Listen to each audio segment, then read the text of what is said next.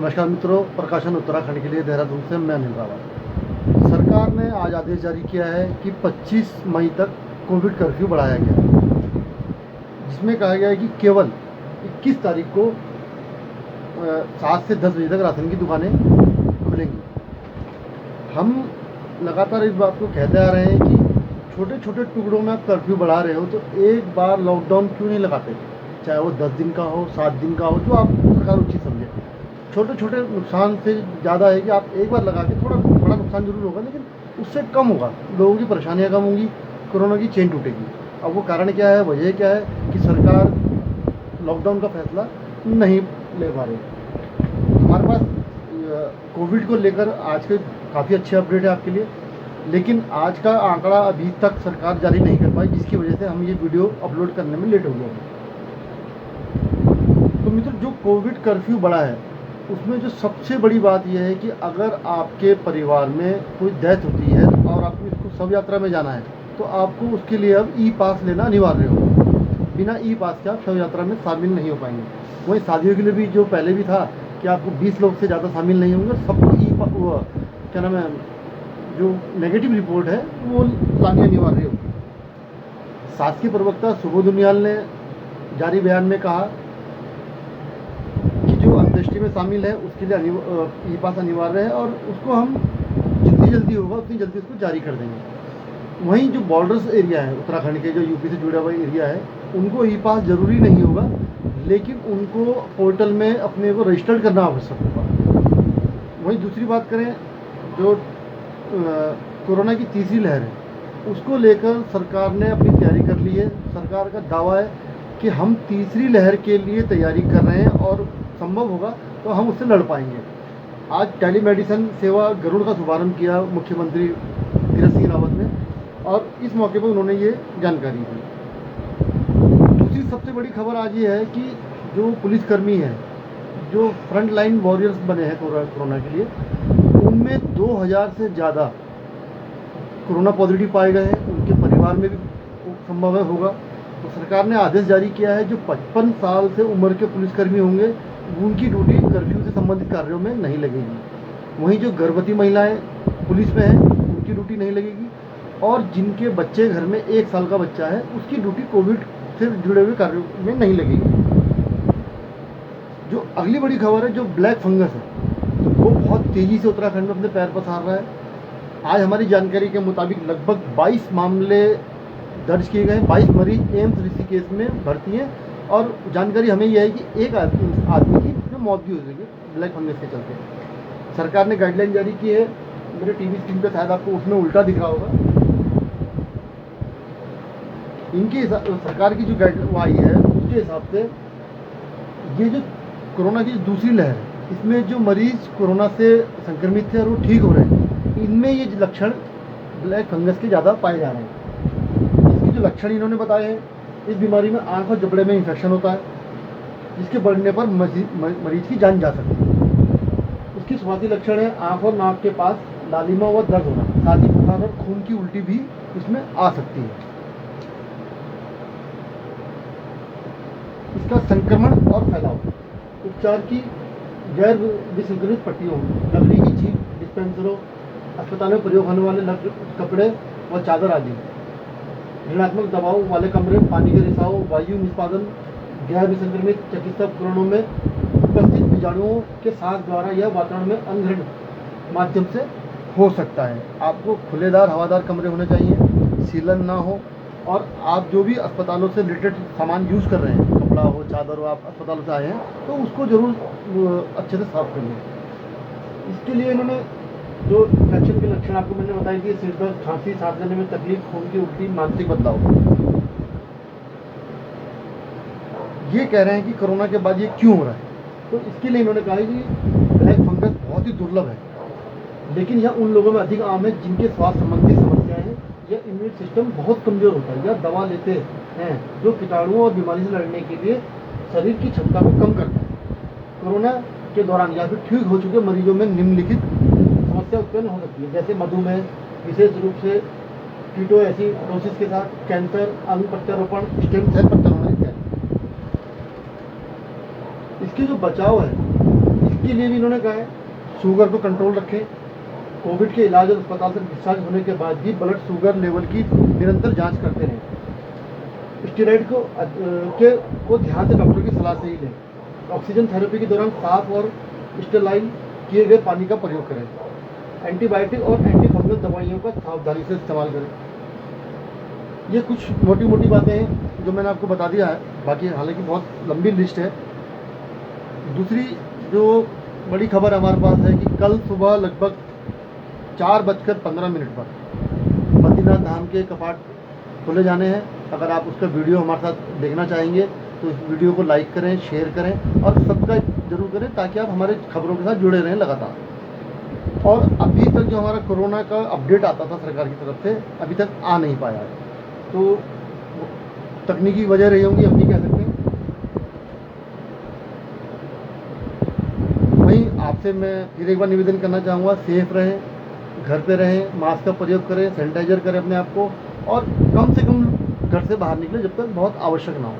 इसकी अगली वीडियो आप देखेंगे, जो शासकीय प्रवक्ता है सुबोध उनियाल, उन्होंने कल से जो शुरू हो रहा है कोविड कर्फ्यू, इसके बारे में क्या क्या जानकारी दी। धन्यवाद। आज उच्च स्तरीय बैठक हुई है। देखिए, राज्य में कोरोना के बढ़ते हुए संक्रमण को देखते हुए सरकार ने विगत दिनों राज्य में लोगों की सुरक्षा के लिए और कोविड की जंग को जीतने के लिए राज्य में एक कोविड कर्फ्यू लागू किया था, जिसकी मियाद कल सुबह समाप्त हो रही है।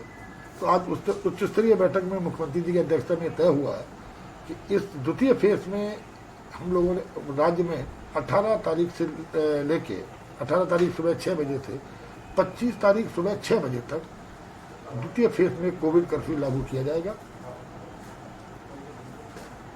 जिसमें विगत जो एसओपी थी उससे इतर कुछ व्यवहारिकता की दृष्टि को देखते हुए कुछ परिवर्तन किए गए। मसलन सरकार का निवेदन है, तमाम बार सरकार ने अपील की है कि हालात को देखते हुए शादियों को स्थगित कर लिया जाए। अगर ये संभव नहीं है तो शादियों में 20 की सीमित संख्या तक जो अनुमति है, लेकिन उसमें 72 घंटे पूर्व के RT-PCR को अनिवार्य कर दिया गया है कि 72 घंटे पूर्व का RT-PCR उनके पास नेगेटिव रिपोर्ट होनी चाहिए, जो जितने 20 लोग शादी में अटेंड कर रहे हैं। इसके साथ साथ एक शिकायत कई जनता से मिली थी कि जब अंत्येष्टि में लोग जाते हैं तो जाते हुए तो परेशानी नहीं होती, पर आते हुए क्योंकि उनके पास सुना कोई प्रमाण नहीं होता कि वो अंत्येष्टि से आ रहे हैं, तो उनको कहीं ना कहीं परेशानी का सामना करना पड़ता है। उसको व्यवहारिकता की दृष्टि से तय किया गया कि अंत्येष्टि में जो अनुमन्य 20 लोगों की जो प्रेजेंस दी गई है, उन 20 के 20 लोगों को ई-पास निर्गत किया जाएगा ताकि उनको किस व्यवहारिकता की दृष्टि से कोई परेशानी न हो। तीसरा, कई शिकायतें आई थी कि जो मरीज हैं, जो इन्फेक्टेड, जो संक्रमित लोग हैं, उनके तीमारदारों को बड़ी परेशानियां हो रही हैं, जगह जगह उनको रोका टोका जाता है। उनके लिए ये अनिवार्य कर दिया गया कि जो हमारे कोविड पेशेंट्स हैं या अस्पताल में जो मरीज हैं, उनके जो तीमारदार हैं, उन पर डॉक्टर का प्रिस्क्रिप्शन, डॉक्टर की जो पर्ची है, वही उनका पास माना जाएगा ताकि उनको किसी तरह की परेशानी न हो। इसके साथ साथ कई बार लोगों में मेडिकल इमरजेंसी आ जाती है, कोई बहुत आवश्यक काम आ जाता है, किसी परिजन की मौत हो जाती है। ऐसी स्थिति में उसको भी कहीं ना कहीं कर्फ्यू के दौरान परेशानी का सामना करना पड़ता है। तो ऐसे लोगों के लिए भी ई-पास की व्यवस्था की गई है कि वो अपना आवेदन करेंगे और उनको पास निर्गत किया जाएगा ताकि वो उनके आवागमन में कोई विघ्न पैदा ना हो। बैंक्स ने अपील की थी, जो राज्य स्तरीय बैंकर्स कमेटी की बैठक है, उन्होंने एक अपील की थी कि साहब आज की स्थिति को देखते हुए जो बैंकिंग आवर्स हैं उनको 10 बजे से 2 बजे कर दिया जाए। उच्च स्तरीय समिति ने उसको स्वीकार किया है और अब जो बैंक्स हैं वो 10 बजे से 2 बजे तक ही काम करेंगे। इसके साथ साथ जो हमारे एम्प्लॉइज स्टेट इंश्योरेंस कॉर्पोरेशन है, जो राज्य कर्मचारी वित्तीय संस्थान है, उनका भी निवेदन था कि उनको फंक्शनिंग की अनुमति दी जाए, तो उच्च स्तरीय समिति के द्वारा उनको भी अनुमति दी गई है। इसके साथ साथ हरिद्वार में आप जानते हैं पूरे देश के लोग अस्थि विसर्जन के लिए आते हैं और उनको भी परेशानियों का सामना करना पड़ा, तो उसमें ये निर्णय लिया गया कि अस्थि विसर्जन में 4 व्यक्तियों को अनुमति किया गया और वो व्यक्ति जो आएंगे वो जो वाहनों की 50% क्षमता का जो इसमें एसओपी है उसका पालन करने के साथ साथ 72 घंटे पूर्व का आरटीपीसीआर उन पर अनिवार्य कर दिया गया कि उनको रिपोर्ट लानी पड़ेगी।